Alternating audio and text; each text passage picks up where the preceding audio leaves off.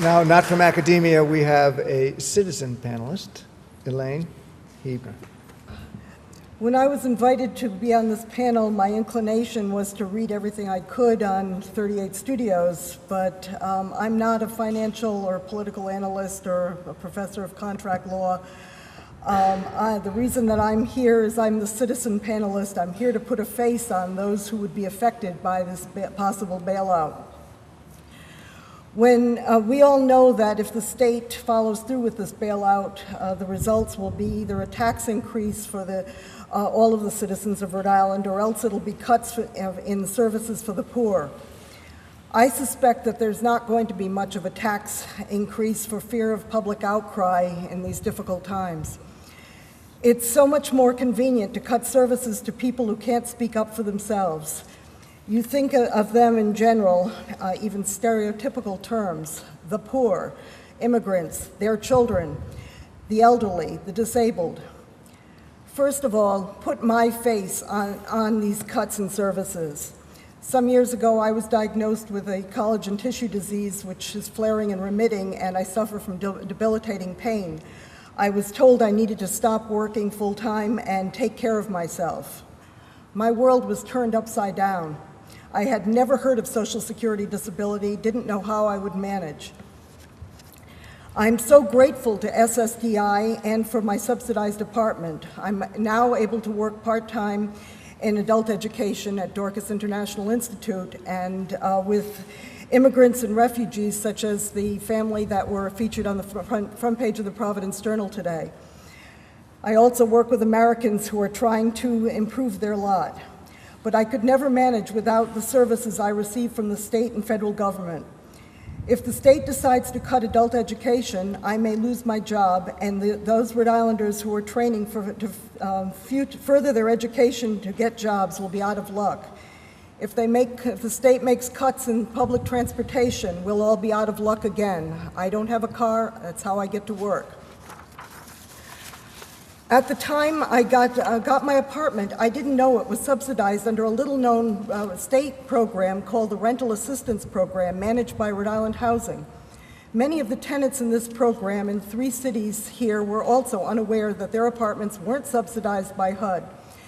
We learned this a year ago when Rhode Island Housing informed us they can't afford the program and we needed to find alternative housing or we'll have to pay the market rent.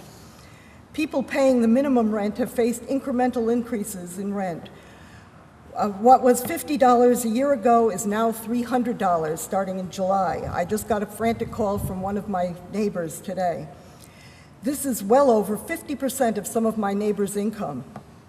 The waiting list for HUD apartments are interminable. I'm 189 on one waiting list and 241 on another.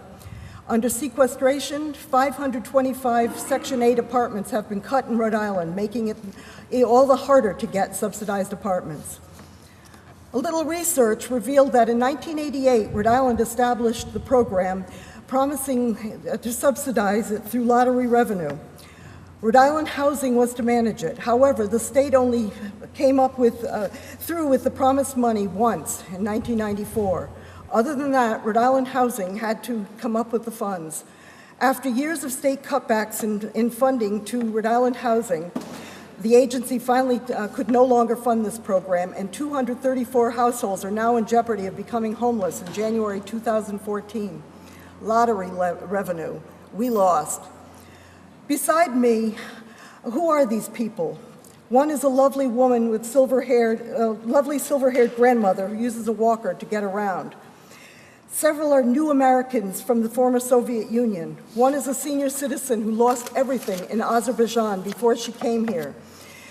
It seems a travesty that people would leave the former Soviet Union and face homelessness as citizens in the United States.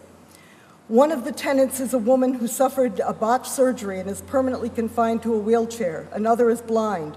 Several are so mentally incapacitated as to be barely able to comprehend what is happening to them.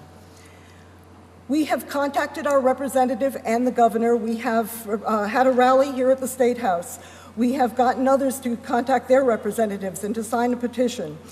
I have testified before the Senate Housing Committee and the House Finance Committee. All we have been told is the state has no money. Yet, there seems to be a spare $12 million a year to bail out a failed business. I fear for the human services. It costs $1.6 million a year to fund the rental assistance program. The state never honored its pledge to fund this program. You talk about moral obligation bonds. What about the moral obligation to honor its pledge to citizens of this state? You can't pick and choose moral obligations.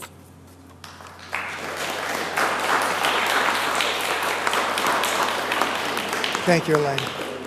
Well, one theme that I think we've heard a lot of is, geez, it'd be nice if this was all done in public. Certainly is not how we got into this mess. It'd be a nice way to get out of it.